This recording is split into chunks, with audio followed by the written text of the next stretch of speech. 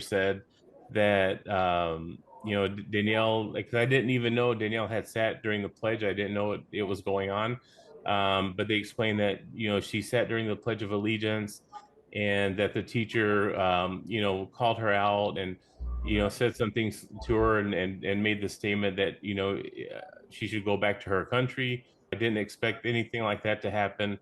For a teacher to tell her to go back to her country.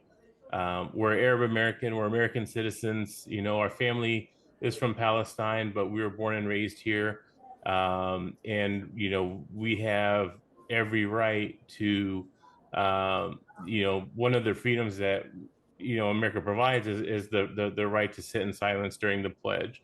And she was exercising that right, and the teacher should have never attempted to force her to stand, or bully her and harass her for not standing during the pledge.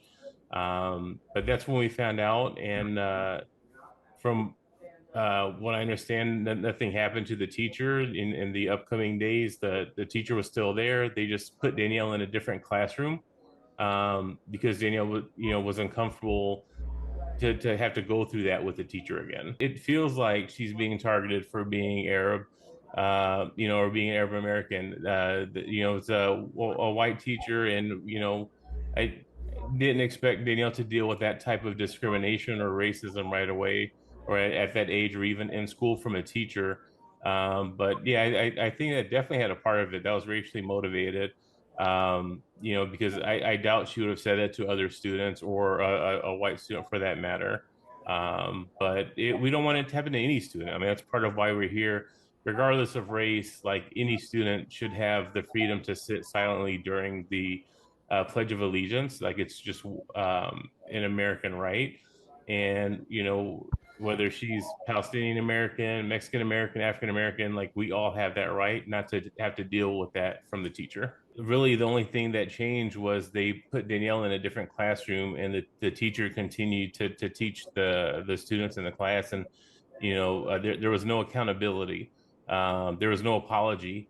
So that essentially, that we just are looking to hold them accountable for their actions, and looking to prevent this from happening again to other students at that school.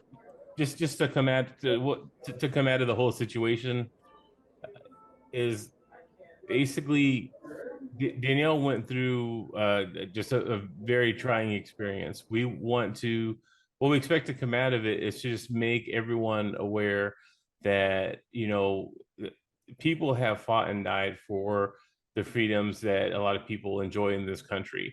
And we can't, or they can't, pick and choose which of those freedoms we can enjoy, right?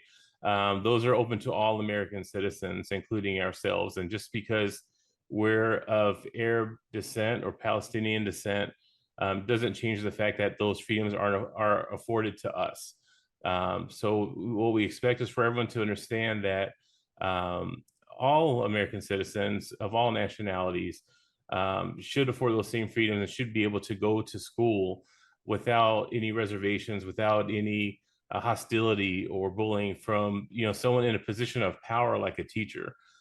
They should be able to go to school to get an education, like Danielle, who's a honor roll student, a 4.0 student, one of the top students in the entire class from the 6th grade to the 8th grade at East Middle School.